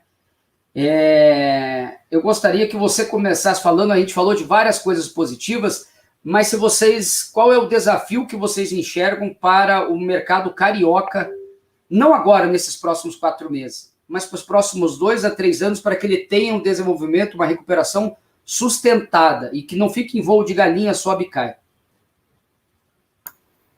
Tá. Bom, primeiro eu acho que esse ano ainda vai ser um ano bem difícil, sendo bem sincero. Eu acho que ao contrário do que você colocou, eu acho que a gente vai estar penando um pouquinho. E aí vou puxar principalmente para o meu mercado aqui da habitação social, né? Eu sou exclusivamente eu trabalho nesse mercado. Então a gente ainda está aí tateando o que vai ser esse novo plano diretor. Tem um período de implantação desse plano diretor e tem um período de transição das incorporadoras. Então, assim, acredito que a gente ainda vai sofrer um pouquinho nesse tipo de transição. Além disso, os custos continuam aumentando, e é o que você falou lá no início. No meu mercado aqui, não dá para a gente repassar todos os custos diretamente pelo preço. A gente tem limitações de preço. Então, realmente, a gente vai ter, eu acho ainda que o ano de 2021 vai ser um ano um pouco mais complicado em relacionando a volume do Rio. O que a gente vai ver, e é o que a gente já está vendo, são aumento dos lançamentos, principalmente ligados aos SPPEs, né, fora do plano. Isso realmente a gente vai continuar esse crescimento aí. Mas em números gerais, eu não tenho essa expectativa ainda desse grande volume no Rio de Janeiro. Vocês vão lançar ainda, Alexandre? Oi? Vocês ainda têm lançamento? Temos, a gente já tem lançamento. Mas provavelmente abaixo do que a gente fez em 2020. Abaixo do 20. Isso. Ao todo, esse ano, você acha que devem fechar ao redor de quanto aí em unidades? 3.500 unidades. Capital ou a Operação Tenda na região? Grande metrópole, grande Rio. Legal. Tá. Então, agora, ou seja, né, o Rio de Janeiro está um pouco descolado dessa realidade de algumas outras grandes cidades do Brasil, né? Exatamente. Isso é um ponto de preocupação grande, né? Que eu acho que a gente tem que atuar. Mas a gente tem um ponto importante que, sim, o Rio de Janeiro é um baita de um mercado, né? A gente falou, você deu alguns números no início, não existe risco de não ter mercado no Rio de Janeiro. Existe gente, existe renda, existem terrenos, existem todos os fatores necessários. São necessários ajustes. E eu acho que é isso que a gente está discutindo num plano diretor. Eu acho que é isso que todos nós aqui estamos interessados a fazer. Então, potencial, não tem risco no mercado do Rio de Janeiro ser um mercado não voltar a rampar em quantidade de unidades. Eu acho que a gente tem que agora realmente agregar, nos inspirarmos aí nas capitais que deram muito certo, vi de São Paulo, principalmente São Paulo, para a gente realmente conseguir voltar a crescer exponencialmente aqui no Rio de Janeiro. Esse é o meu bem. Então, 2, 3 anos, eu não vejo nenhuma dificuldade. Eu acho que a gente está num momento de transição muito importante. E a gente tem que pensar outra coisa, né, Fábio? Mudar uma legislação ou tomar uma decisão é muito difícil, mas é a parte fácil, né? Fazer a incorporadora mudar de direção é a parte mais difícil. O ciclo de um projeto é um ciclo de 2, 3 anos. A gente compra um terreno para lançar 2 anos depois, 1 ano e meio, 2 anos depois. Então, tem um período de transição, né, de qualquer nova planejamento urbanístico na cidade. Então, a gente está tem que fazer casar, né, o banco de terrenos com o novo plano diretor, porque o banco de terrenos é comprado para o plano antigo, né? Exatamente. Então, a gente tem esse período aí. Mas o Rio de Janeiro é uma baita de uma cidade, é um baita de uma metrópole, é óbvio que tem um potencial absurdo. Então, se esse trabalho for bem feito, eu acredito que vai ser, está sendo, tá? Eu acredito bastante que a prefeitura está nessa linha, e com a nossa participação aí vai ficar mais fácil ainda a gente conseguir fazer esse desenho. A gente tem uns próximos anos aí, uns próximos 2, 3 anos aí muito importantes. Ainda num ano meio difícil, mas para o futuro muito importante. Ramon, qual a tua expectativa aí? Fábio, a gente vai reforçar aqui, e aí até na sequência aí, lógica do Alexandre falar e depois a gente, que para a gente ir subindo justamente no valor de renda, né? Hoje, 66% da população brasileira ganha até R$2.000 e 82% ganha até 3.400. Então, esse déficit tem que ser, ele está nessa faixa e a gente precisa enquadrar nessa renda. A gente teve lançamentos aqui na região, na Grande Rio, como falou Alexandre, de cerca de 2.000 unidades aí no primeiro semestre e deve buscar umas 2.000 no segundo semestre também. Então, um número também um pouco abaixo do ano passado, sendo que na cidade do Rio de Janeiro a gente lançou apenas 500 unidades no primeiro semestre, a gente deve buscar pelo menos o dobro aí no segundo semestre, mas a depender muito justamente dessas aprovações do cenário que a prefeitura tem construído. Mas como a gente tem uma dispersão grande, as demais cidades do Rio, a gente tem movimentado bastante os lançamentos, que vai nos proporcionar aí conseguir estar com um ano de 2021, talvez não melhor do que 2020 ainda, mas a gente já projetando um 2022 realmente bem melhor nos lançamentos, tá? De vendas, a gente deve sim ou bater ou ficar muito próximo de 2020, que foi um excelente ano, então isso é muito positivo, a gente já fazer um ano melhor, mas os lançamentos, talvez na cidade do Rio especificamente, a gente realmente, esse cenário que o Alexandre colocou, de uma pequena piora. Mas estruturando aí tudo que a gente conversou hoje, um 2022 realmente com um número bem melhor para a cidade e para o estado. Legal, muito bom.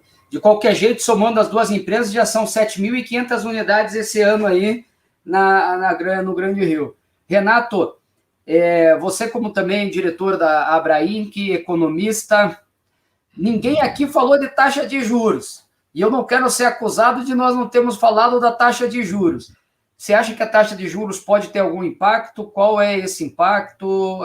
Daí não é só mercado carioca, evidente, mas como é que ele pode estar afetando os lançamentos e as vendas aí? Legal, Fábio. Acho que a taxa de juros ainda está num patamar muito atrativo, tá? A gente fez um estudo aqui de affordability que mostra que hoje uma pessoa que conseguia comprar um mesmo imóvel 4 anos atrás, hoje uma pessoa com uma mesma renda, hoje consegue comprar um imóvel 30% maior. E esse é todo o poder de compra que se ganhou nos últimos 4 anos devido à queda da taxa de juros no crédito imobiliário. Eu acredito, tá, que com a subida da Selic, a taxa de juros deve subir um pouco, mas ainda assim ficar muito longe do patamar anteriores. A gente teve mais de 4 ou 5 pontos de queda de taxa em 4 anos e não vai voltar a esse patamar. Então, acho que o momento é muito bom ainda de taxa de juros. Eu aconselho todo mundo a comprar imóvel para um investimento, porque ainda tem um momento bem atrativo. E as taxas aí do Casa Verde e Amarela, acho que devem se manter aí num patamar interessante, talvez até com uma pequena possibilidade de queda. Então, aí eu não vejo a taxa de juros, ao contrário de muita gente, como uma grande ameaça ao setor, não. Eu acho que as taxas vão se manter em patamares atrativos e ainda propiciar aí bom momento aí para quem quiser comprar um imóvel. E lembrando que a gente pode financiar em até 40 anos, tá? Então, acho que isso, quando você bota esse efeito, o que se compra é parcela, não é taxa, tá, Fábio? Então, acho que o mercado não segue interessante. Legal, Renato. Viu aí? O pessoal que está se preocupado parece que a taxa de juros foi sempre 2,5%, né? E não sempre bem mais alto. Léo, qual a expectativa da Cury aí? Não, assim, no nosso caso, eu acho que a gente atua já num segmento do Casa Verde e Amarela muito na faixa 3 e também teve um aumento muito grande esse ano do SPPE e a gente já veio num caminho aí já há algum tempo buscando outras regiões onde a gente conseguiria desenvolver esse produto também mais no topo ali, muito SBPE. E também com esse lançamento do Porto, a gente teve alguns com a região de São Cristóvão, região de Bom Sucesso, então assim, esse é um ano que é para a gente no Rio, assim, bem acima do que a gente vinha aí fazendo nos últimos anos. Vai ser um ano de, com certeza, o nosso recorde de vendas na cidade do Rio, na região metropolitana do Rio. Muito bom. Quantas unidades vocês imaginam lançar aí esse ano? A gente vai ficar algo em torno de umas 3.500, 4.000 unidades, mas um ticket já um ticket melhor do que a gente vinha fazendo também. O nosso ticket subiu bastante nesse último ano. Aí, pessoal, já estamos entre 11.500 e 12 mil unidades só na tela aqui, hein? Negócio muito positivo, né? Marcelão, esse webinar que nós realizamos com a Abraim, que teve o apoio da ADEME e do Sinduscom Rio de Janeiro. Só um ponto, Fábio, acho que é importante para comparar com os números que a gente está mostrando aí, e aí eu vejo até do que os colegas estão falando também, acho que esse número também está levando muito em conta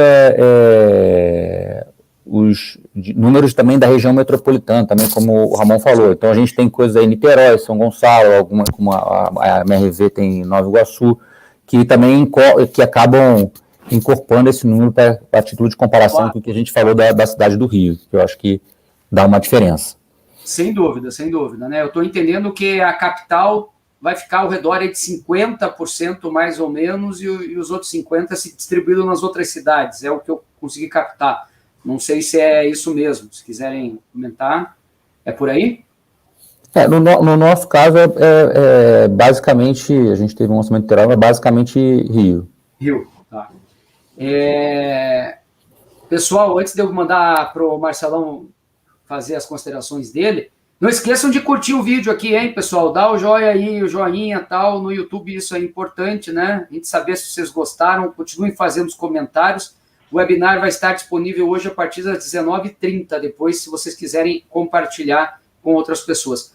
Marcelão, o que precisa ser feito, então, você que é o sócio da Brain aí, que atende a ADEME, o Sinduscom, para que a discussão realizada hoje chegue lá na prefeitura mostrando, né, que em 6 meses, pelo que você tinha falado, não tem mais estoque na cidade.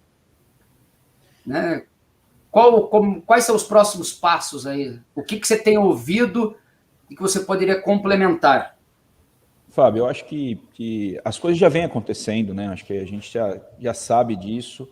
Na semana passada, na quinta-feira passada, o prefeito recebeu o pessoal para poder falar sobre o plano diretor, sobre o Reviver Centro, né, sobre a PL que está em discussão. Acho que o mercado realmente ganhou espaço nesse ano. Acho que isso é importante. O Licim é algo muito interessante, né? Eu, nesse período no Rio, eu vi incorporadora falar de um negócio de 200 milhões que não teria acontecido se não fosse o Licim. Pela agilidade e pela necessidade de ter um projeto aprovado rapidamente. Então, acho que realmente as coisas vêm acontecendo. O plano diretor é um desafio, né? Todo mundo está aqui, mas na hora que fala no plano diretor, a gente percebe uma respiradinha mais profunda, que tem que sim ter algumas análises sobre isso e falar um pouquinho sobre isso. Até as pessoas que estão no nosso chat aqui falam sobre isso, então realmente está essa discussão. E eu acho que a gente tem que surfar a onda, aproveitar a Suel e surfar a onda realmente do que está acontecendo, desse público comprador, dessa oportunidade da falta de produto, mas também fazer o produto certo na região certa, no momento certo, né? Que é muitas vezes até a discussão do próprio centro da cidade, do Reviver Centro, que eu sei que as incorporadoras têm discutido muito sobre isso. Então, o recado é esse. O Renato deixou a deixa aí, que é o momento para comprar, e ele está certo. Então, a gente tem que produzir para esse público poder comprar. Eu acho que a gente ainda tem muito para caminhar, mas volto a dizer, olhem 2019, 20 e 21. E aí, se tudo der certo e se os órgãos públicos também ajudarem, a gente vai ter um bom mercado sem um voo de galinha, como o próprio Fábio falou. Acho que é isso. Um bom dia a todos. Carlos, 40 anos fazendo a Barra, ainda tem espaço para mais lançamentos nesse local? Não, tem muita coisa ainda, Fábio. Aqui, na verdade, esse acervo de áreas que foi montado aqui pelo presidente da empresa, ou seja, a gente olha assim para o mercado, a gente ainda tem mais uns 40, 50 anos pela frente de mercado aqui para consumir esse land bank. Então, nós estamos focados aqui, né? A empresa realmente é uma empresa regional. A gente olha só para a Barra da Tijuca, há muito tempo o presidente da empresa concentrou a atuação realmente da empresa aqui na Barra, em razão desse ativo, desse land bank. E o que a gente está vendo aí, em termos de perspectiva, esse ano a gente provavelmente ainda consegue sair com alguma coisa, uma parceria que a gente tem com a empresa Canopus, que é a continuidade de um projeto que a gente tem ali na Península, são mais ou menos 300 unidades, 300 milhões de VGV, perto da escala aí dos colegas é pequeno, né? Mas está quase se esgotando, na verdade, as áreas da Península com esse empreendimento. Né? A gente olha a outra península que a gente tem para desenvolver, a gente chama de Península 2, que é a Gleba F, que é contígua a essa península também. A gente começa já a pensar em como avançar nela aí já vamos dizer assim, nos próximos 5 anos de desenvolvimento. Agora, mais por curto prazo, o que a gente imagina é o seguinte, que eu acho que a Barra da Tijuca e o Recreio conseguem conviver aí com o lançamento de alta renda, média renda, por volta de 2.000 a 2.500 unidades por ano de lançamento, com tranquilidade, olhando o cenário de hoje, assim, a coisa caminhando nesse voo de cruzeiro, apontando para algum crescimento. Eu acho que é uma velocidade saudável para caminhar por aqui. Dentro desse cenário, a gente tem muita coisa para fazer. Eu digo em novos lançamentos, né? Então, a gente tem aí no nosso pipeline, mais ou menos, umas 1.000 unidades aí que a gente está planejando o próximo ano ou ano e meio, a gente está indo para o ar com esses produtos. Legal. Gabriel, vocês fincaram bandeira, tenho certeza que serão bem-sucedidos. É um projeto que eu fico feliz, porque ainda por cima nós participamos do projeto, do estudo de mercado, desse lançamento de vocês. É um brinco, é um tesouro, né? Assim, vocês estão entrando, levando realmente um diamante para enobrecer ainda mais a região. Mas os planos de vocês para o Rio de Janeiro como Patrimária estão muito fincados na Zona Oeste ou também vão espraiar isso para outras regiões?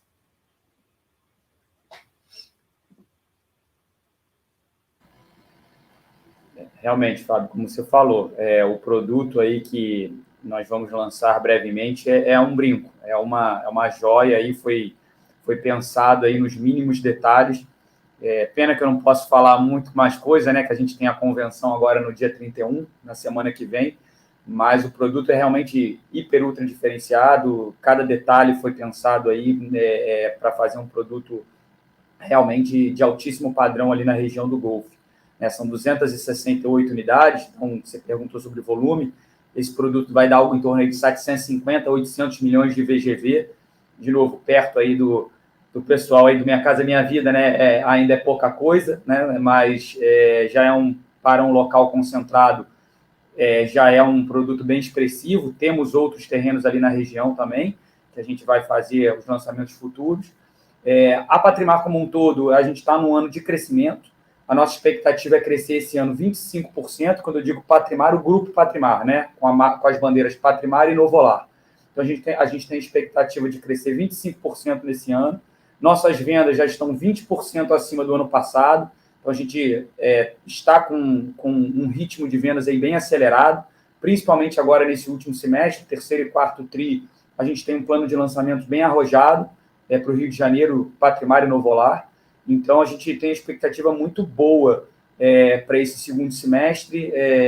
A Patrimar ela vem fincar a bandeira basicamente e principalmente na Zona Oeste, porque é um local onde a gente encontra ainda um terreno farto, a gente encontra local onde a gente pode construir esses grandes condomínios, né? Então, basicamente, a Zona Oeste, a Barra, é a nossa principal área de atuação nesse momento, mas, obviamente, que a Zona Sul é um mercado, né, do alto padrão que a gente sempre tem que olhar e a gente sempre está interessado. É um local que a gente, porque por diversos fatores que já foi falado aqui, pela escassez de terrenos, pela questão de legislação, né, isso é uma legislação muito restritiva, então a gente tem dificuldade em formatar VGV interessante na Zona Sul. Então, por isso, por esse primeiro momento, a gente está fincando a bandeira na Barra, mas a Zona Sul certamente é uma área aí de atuação em que brevemente nós vamos estar. Então, o Patrimar vem para o Rio de Janeiro com muito apetite para a gente realmente brigar aí pela liderança de mercado nesse setor aí de alto padrão. Então, nossa expectativa é muito alta aí para os próximos lançamentos e para esse primeiro lançamento aí na sequência. E é que a Zona Sul é difícil de achar terreno mesmo, né? Tem que derrubar alguma coisa, ou muitas coisas, para poder ter o terreno. É muito bom. E aí a legislação não ajuda, né? Acaba que a legislação, como a gente falou, é bem restritiva, então acaba que a gente não consegue produzir o VGV que a gente gostaria na Zona Sul, né?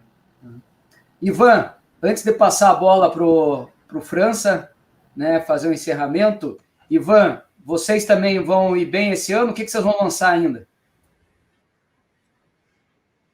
Fábio, a gente está com a expectativa bem boa aqui no mercado do Rio. O grupo direcional Riva, né? A gente está com uma projeção de lançar 3.500 unidades aqui até o final do ano, 100% concentrado no município do Rio, tá? Não vai ter nada fora esse ano.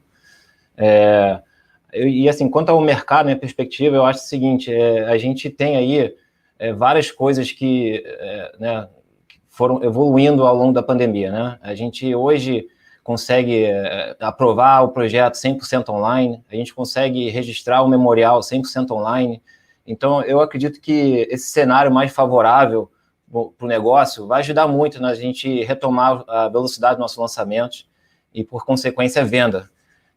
Eu acho que a gente perdeu aí talvez uns 6, 7, 8 meses aí do ano nessa reestruturação de processo na prefeitura, que é normal, né? Porque você pega aqueles processos antigos, né, um pacote desse tamanho, assim, de pasta, de documento, planta, sei lá o quê, e digitaliza tudo, então não é de noite para o dia isso, acho que isso é natural que demore, mas eu já estou vendo os processos se organizando, e a tendência é de que agora o que demorava 2 anos para aprovar, vai aprovar no máximo 6 meses, quando tiver o projeto um pouco mais complexo, que é um puta benefício para o mercado, com o setor como um todo, que atrai investimento. Então a gente está bem otimista com o Rio.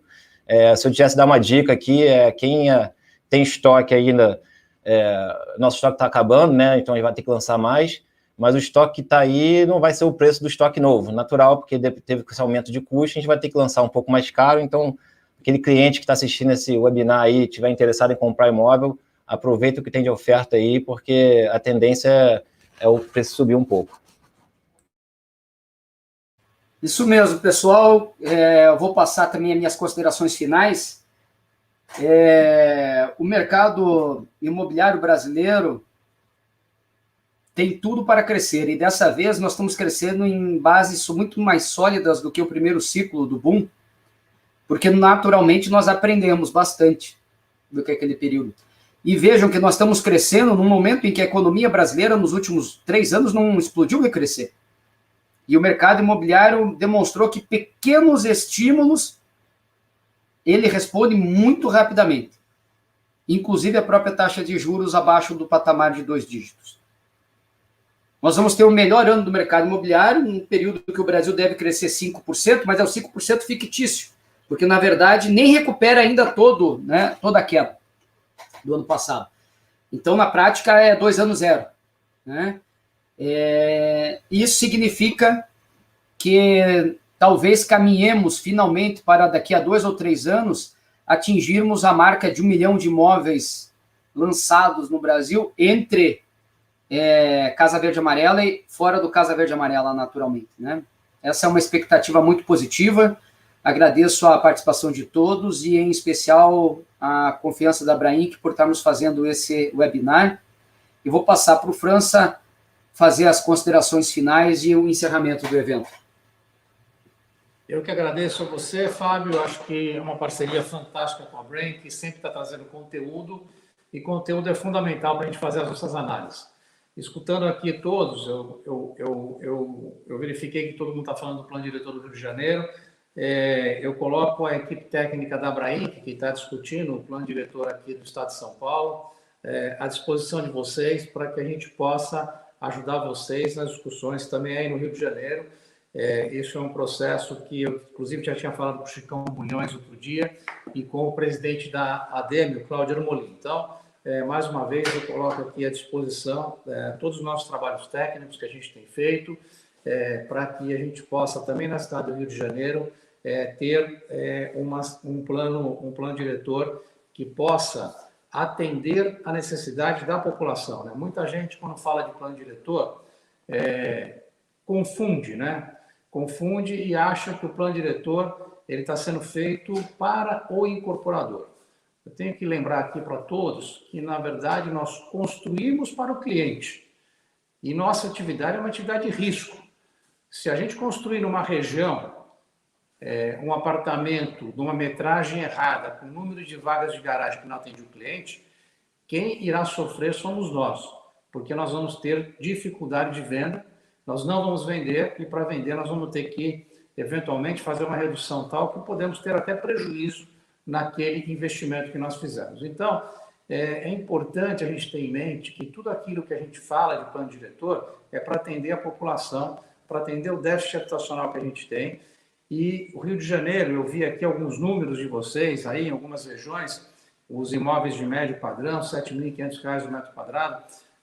Uma cidade como o Rio de Janeiro, nessas regiões aí, imóveis que foram comentados aqui, de 7.500 metros quadrados, realmente é um preço muito baixo. Quer dizer, volto a dizer, comparado com o mundo, comparado com outras cidades do Brasil, é um preço baixo, né? O Rio de Janeiro é uma cidade que ela tem tudo para ter um patamar de preço ainda melhor de imóvel, uma grande valorização. Então, aí nós temos aí, eu acho que uma grande estrada para andar para que a gente possa continuar esse desenvolvimento no Rio de Janeiro. E vejo também, né, nas poucas conversas que nós tivemos aí com o prefeito do Rio de Janeiro, principalmente com o Chicão, que eu encontrei várias vezes, uma intenção muito boa de fazer os processos mais rápidos, mais ágeis, e ter um grande desenvolvimento da cidade dentro do mercado imobiliário. Então, eu acho que nós estamos em uma fase muito boa. Encerro aqui, mais uma vez, dizendo que toda a equipe técnica da Abraim está à disposição de vocês para que a gente possa discutir as nossas experiências aqui ou discutir casos particulares que vocês tenham aí para conversar junto à Prefeitura. E gostaria de agradecer também a todos aqueles que participaram, para chegarmos aqui num número bem grande de pessoas aí, se não me engano, Fábio, quase 250 pessoas, se não me engano, é isso?